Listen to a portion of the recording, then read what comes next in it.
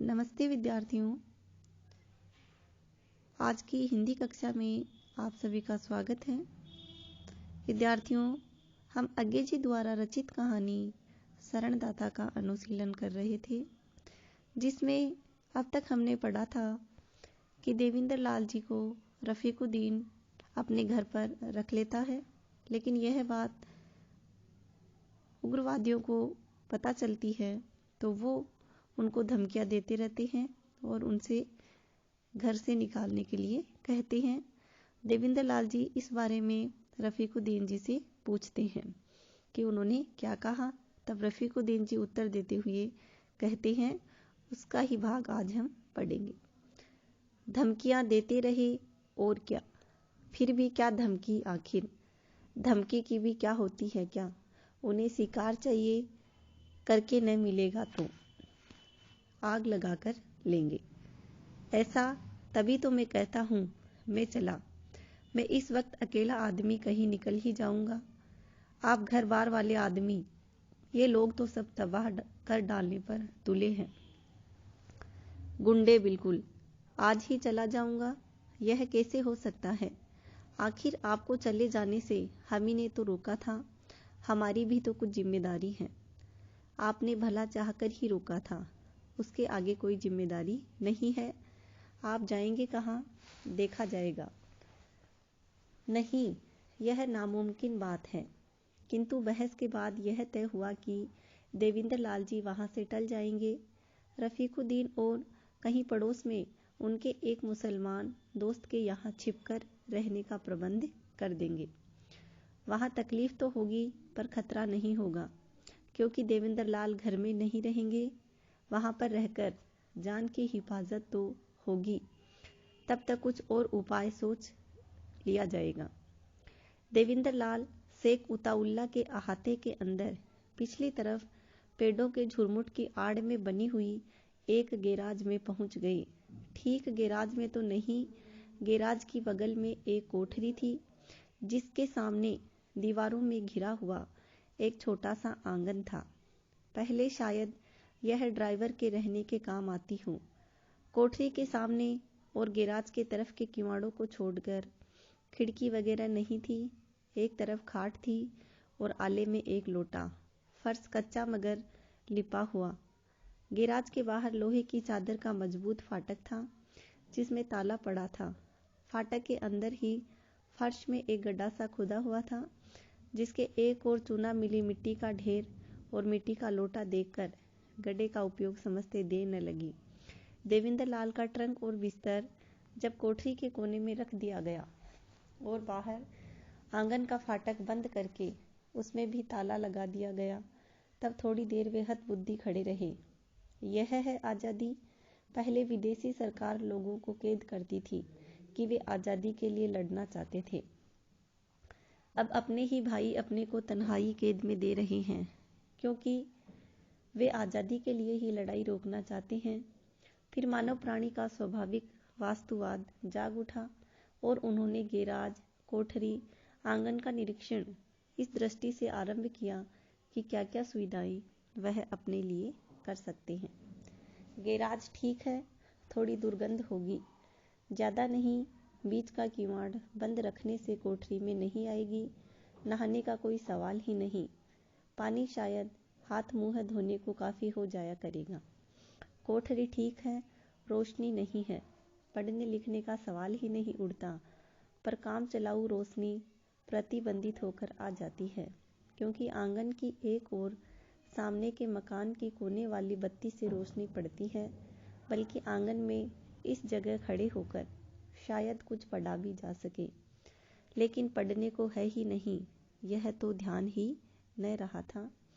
देवेंद्र लाल फिर ठिठक गए। सरकारी कैद में तो गा चिल्ला भी सकते हैं, यहाँ तो चुप रहना होगा। उन्हें याद आया, उन्होंने पढ़ा है जेल में लोग चिड़िया, कबूतर, गिलहरी, बिल्ली आदि से दोस्ती करके अकेलापन दूर करते हैं। वह भी न तो कोठरी में मकड़ी, चींटी आदि का अध्ययन करके उन्होंने एक बार चारों ओर नजर दौड़ाई। मच्छरों से भी बंधु भाव हो सकता है, वह उनका मन किसी तरह नहीं स्वीकार कर पाया। वे आंगन में खड़े होकर आकाश देखने लगे। आजाद देश का आकाश और नीचे से अभ्यर्थना में जलते हुए घरों का धुआं। लाल चंदन, रक्त चंदन। अचानक उन्होंने आंगन की दीवार पर एक छाया देखी, एक बिलार।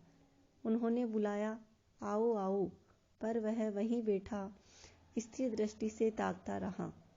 जहाँ बिलार आता है वहाँ अकेलापन नहीं है। देविंदर लाल ने कोठरी में जाकर बिस्तरा बिछाया और थोड़ी देर में निर्द्वंद भाव से सो गए। दिन छिपे के वक्त केवल एक बार खाना आता था, यूँ वह 2 वक्त के लिए काफी होता था। उसी समय कोठरी और गेराज के लोटे भर दिए जाते थे। लाता था एक जवान लड़का, जो स्पष्ट ही नौकर नहीं था। देविंदर लाल ने अनुभव किया कि शेख साहब का लड़का होगा। वह बोलता कुछ नहीं था। देविंदर लाल ने पहले दिन पूछा था कि शहर का क्या हाल है, तो उसने एक अजनबी दृष्टि से देखा, उन्हें देख लिया। फिर पूछा, सब खैरियत तो है, अभी अमन हुआ या नहीं? तो उसने नकारात्मक सिर हिला दिया। और सब खैरियत? तो फिर सिर हिलाया था। हाँ, देविंदर लाल चाहते तो खाना दूसरे वक्त के लिए रख सकते थे, पर एक बार आता है तो एक बार ही खा लेना चाहिए, यह सोचकर डटकर खा लेते थे और बाकी बचा बिलार को दे देते थे। बिलार खूब हिल गया था, आकर गोद में बैठ जाता और खाता रहता। फिर हड्डी वड्डी लेकर आंगन के कोने में बैठकर चबाता रहता, या ऊब जाता तो देविंदर लाल के पास घुरघुराने लगता। इस तरह शाम कट जाती थी। रात घनी हो आती थी, तब वे सो जाते थे। सुबह उठकर आंगन में कुछ वर्जिश कर लेते कि शरीर ठीक रहे। बाकी दिन कोठरी में कबूतरों की गुटरगू सुनते। कभी सामने के कोने में शेख जी के घर के लोगों की बातचीत भी सुन पड़ती। अलग अलग आवाजें वे पहचानने लगे थे और 3-4 दिन में ही घर के भीतर के जीवन और व्यक्तियों से परिचित हो गए थे। एक भारी सी जनानी आवाज थी शेख साहब की बीवी की। एक और तीखी जनानी आवाज थी जिसके स्वर में वय का खुरदरापन था। घर की कोई बुजुर्ग महिला। एक विनीत युवा स्वर था जो प्रायः पहली आवाज की जेबू पुकार में उत्तर मिलता था, और इसलिए शेख साहब की लड़की जेबू निसा का स्वर था। 2 मर्दानी आवाजें भी सुन पड़ती थी। एक तो आबिद मियाँ की, जो शेख साहब का लड़का हुआ और जो खाना लेकर आता था, और एक बड़ी भारी और चर्बी से चिकनी आवाज जो शेख साहब की है। इस आवाज को देविंदर लाल सुन तो सकते, लेकिन इसकी बात के शब्दाकार कभी पहचान में न आते। जेबू की आवाज से देविंदर लाल का लगाव था। घर की युवती लड़की की आवाज थी। इस स्वाभाविक आकर्षण से नहीं, बल्कि वह विनीत थी, इसलिए मन ही मन वे जेबू निसा के बारे में अपने ऊहा-पोहा को रोमानी खिलवाड़ कहकर अपने को थोड़ा झिड़क भी लेते थे, पर अक्सर ये भी सोचते कि क्या यह आवाज भी लोगों में फिरका परस्ती का जहर भरती होगी। शेख साहब पुलिस के किसी दफ्तर में शायद हेड क्लर्क हैं। देविंदर लाल को यहाँ लाते समय रफीकुद्दीन ने यही कहा था कि पुलिसियों का घर तो सुरक्षित होता है। यह बात ठीक है, लेकिन सुरक्षित होता है इसलिए शायद बहुत से उपद्रवों की जड़ भी होता है। ऐसे घर में भी सभी लोग जहर फैलाने वाले हो तो क्या अचंभा। लेकिन खाते वक्त भी वह सोचते, खाने में कौन सी चीज किस हाथ की बनी होगी, परोसा किसने होगा। सुनी बातों से वह जानते थे कि पकाने में बड़ा हिस्सा तो उस तीखी खुरदरी आवाज वाली स्त्री का रहता था। परोसना शायद जेबू निसा के जिम्मे ही था। और यही सब सोचते सोचते देविंदर लाल खाना खाते और कुछ ज्यादा ही खा लेते। खाने में बड़ी बड़ी मुसलमानी रोटियों की बजाय छोटे छोटे हिंदू फूल को देखकर देविंदर लाल जी के जीवन की एक रस्ता में थोड़ा सा परिवर्तन आया। मांस तो था, लेकिन आज रबड़ी भी थी, जबकि पीछे मीठे के नाम पर एक आध शाह टुकड़ा और एक बार फिरनी आई थी। आबिद जब खाना रखकर जाने लगा तब देवेंद्र लाल क्षण भर उसे देखते रहे। उनकी अंगुलियां फुलकों से खेलने लगी। उन्होंने एक आध को उतार फिर रख दिया। पल भर के लिए अपने घर का दृश्य आंखों के आगे दौड़ गया। उन्होंने फिर दो एक फुलके उठाए और फिर रख दिए। हठात वे चौंके। तीन एक फुलकों की तह के बीच में कागज की एक छोटी सी पुड़िया पड़ी सी थी। देवेंद्र लाल ने पुड़िया खोली। पुड़िया में कुछ नहीं था। देवेंद्र लाल उसे फिर गोल करके फेंकने वाले थे कि उनके हाथ हिटक गया। उन्होंने आंगन से कोठरी में जाकर कोने में पंजों के बल बैठकर खड़े होकर बाहर की रोशनी में पुर्जा देखा। उस पर कुछ लिखा था, केवल एक सतर। सतर यानी वाक्य। खाना कुत्ते को खिलाकर खाइएगा। देवेंद्र लाल ने कागज की चिंदियां की। चिंदियां को मसला कोठरी से गैराज में जाकर गड्ढे में डाल दिया और आंगन में लौट आए और टहलने लगा। मस्तिष्क ने कुछ नहीं कहा, सन रहा। केवल एक नाम उसके भीतर खोया सा चक्कर काटता रहा, जेबू जेबू जेबू। थोड़ी देर बाद जब वह फिर खाने के पास जाकर खड़े हो गए, यह उनका खाना है, देवेंद्र लाल का। मित्र के नहीं तो मित्र के यहाँ से आया है और उनके मेजबान के, उनके आश्रयदाता के यहाँ से। जेबू के पिता के। कुत्ता यहाँ कहाँ है? देवेंद्र लाल फिर टहलने लगे। आंगन की दीवार पर छाया सर की बिलार बैठा था। देवेंद्र लाल ने बुलाया। वह लपक कर कंधे पर आ गया। देवेंद्र लाल ने उसे गोद में लिया और पीठ पर सहलाने लगे। वह घुरघुराने लगा। देवेंद्र लाल कोठरी में गए। थोड़ी देर बिलार को पुचकारते रहे, फिर धीरे धीरे बोले, देख बेटा, तुम मेरे मेहमान हो, मैं शेख साहब का, है न? वह मेरे साथ जो करना चाहते हैं वही मैं तुम्हारे साथ करना चाहता हूँ।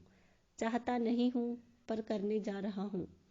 वह भी चाहते हैं कि नहीं पता नहीं, यह तो जानना है। इसीलिए तो मैं तुम्हारे साथ वह करना चाहता हूँ जो मेरे साथ वह पता नहीं चाहते हैं कि नहीं। नहीं, सब बात गड़बड़ हो गई। अच्छा, रोज मेरी जूठन तुम खाते हो, आज तुम्हारी मैं खाऊंगा। हाँ, यही ठीक है, लो खाओ। बिलार ने मांस खाया, हड्डी झपटना चाहता था, पर देवेंद्र लाल ने उसे गोद में लिए ही रबड़ी खिलाई। वह सब चाट गया। देवेंद्र लाल उसे गोद में लिए सहलाते रहे। जानवरों में तो सहज ज्ञान होता है, खाद्य अखाद्य का, नहीं तो वे बचते कैसे? सब जानवरों में होता है, और बिल्ली तो जानवरों में शायद सबसे सहज ज्ञान के सहारे जीने वाली है, तभी तो कुत्ते की तरह पलती नहीं। बिल्ली जो खा ले वह सर्वथा खाद्य है। यूं बिल्ली सड़ी मछली खा ले जिसे इंसान न खा पाए, वह और बात है। सहसा बिलार जोर से गुस्से से चीखा और उछलकर गोद से बाहर जा कूदा। चीखता गुर्राता सा कूदकर दीवार पर चढ़ा और गैराज की छत पर जा पहुंचा। वहां से थोड़ी देर तक उसके कानों में अपने आप से ही लड़ने की आवाज आती रही। फिर धीरे धीरे गुस्से का स्वर दर्द के स्वर में परिणित हुआ। फिर एक करुण रिरियाहट में, एक दुर्बल चीख में, एक बुझती हुई सी कराह में, फिर सहसा चुप हो जाने वाली लंबी सांस में देवेंद्र लाल फिर खाने को देखने लगे। वह कुछ साफ साफ दिखता सो नहीं, पर देवेंद्र लाल जी की आंखें निस्पंद उसे देखती रही। आजादी, भाईचारा, देश, राष्ट्र, एक ने कहा कि हम जोर करके रखेंगे और रक्षा करेंगे, पर घर से निकाल दिया। दूसरे ने आश्रय दिया और विष दिया, और साथ में चेतावनी की विष दिया जा रहा है। देवेंद्र लाल का मन गलाने से उमड़ गया। इस धक्के को राजनीति की भुरभुरी रेत की दीवार के सहारे नहीं, दर्शन के सहारे ही झेला जा सकता था। देवेंद्र लाल ने जाना कि दुनिया में खतरा बुरे की ताकत के कारण नहीं, अच्छे की दुर्बलता के कारण है। भलाई की साहसहीनता ही बड़ी बुराई है। घने बादल से रात नहीं होती, सूरज के निस्तेज हो जाने से होती है। उन्होंने खाना उठाकर बाहर आंगन में रख दिया। 2 घूंट पानी पिया, फिर टहलने लगे। तनिक देर बाद आकर ट्रंक खोला। एक सरसरी दृष्टि से सब चीजों को देखा, फिर ऊपर के खाने में से 2 एक कागज, 2 एक फोटो, एक सेविंग बैंक की पासबुक और एक बड़ा सा लिफाफा निकालकर उसे एक काले शेरवानी नुमा कोट की जेब में रखकर कोट पहन लिया। आंगन में आकर एक क्षण भर कान लगाकर सुना। फिर वे आंगन की दीवार फांद गए और बाहर सड़क पर निकल गए। वे स्वयं नहीं जान सके कि कैसे। इसके बाद की घटना नहीं है। घटनाएं सब अधूरी होती हैं, पूरी तो कहानी होती है। आप बचकर चले गए। 1.5 महीने के बाद घर का पता लेने के लिए देविंदर लाल अपना पता देकर दिल्ली रेडियो से अपील करवा रहे थे। तब एक दिन उन्हें लाहौर की मुहर वाली एक छोटी सी चिट्ठी मिली। आप बचकर चले गए, इसके लिए खुदा का लाख लाख शुक्र है। मैं मानती हूँ कि रेडियो पर जिनके नाम अपील की है वे सब सलामती से आपके पास पहुँच जाएं। अब्बा ने जो किया या करना चाहा उसके लिए मैं माफ़ी मांगती हूँ और यह भी याद दिलाती हूँ कि उसकी काट मैंने ही कर दी थी। एहसान नहीं जताती, मेरा कोई एहसान आप पर नहीं है। सिर्फ यह इल्तिजा करती हूँ कि आपके मुल्क में कोई अल्पसंख्यक मजलूम हो तो याद कर लीजिएगा। इसलिए नहीं कि वह मुसलमान है, इसलिए कि आप इंसान हैं। खुदा हाफिज।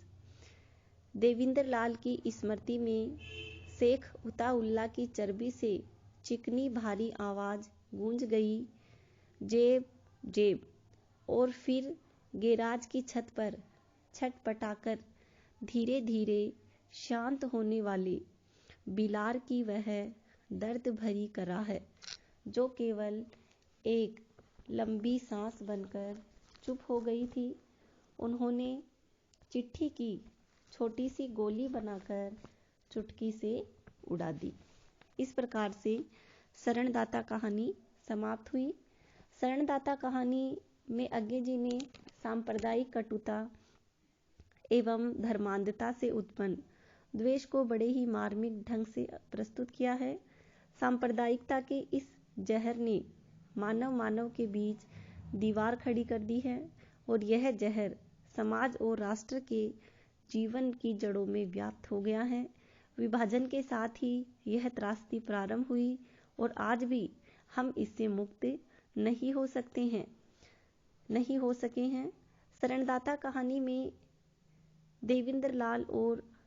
देविंदर लाल का आंतरिक संघर्ष कथा को गति देता है। आगे की मूल संवेदना की अभिव्यक्ति यही है कि भलाई ही साहसहीनता ही बुराई है। घने बादल से रात नहीं होती, बल्कि रात होती है सूरज के निस्तेज हो जाने से। ऐसे सूक्त वाक्यों से ही हुई है। वाक्य छोटे, सुगठित और व्यंजनात्मक हैं एवं कथा के उद्देश्य भविष्य की सुखद कल्पना, मानवता के लिए प्रेम और सौहार्द को वहन करने में समर्थ हैं। इस सांप्रदायिक विद्वेष को खत्म कर मानवतावाद की स्थापना करना ही इस कहानी का मूल उद्देश्य है। इस प्रकार कहानी समाप्त होती है। धन्यवाद।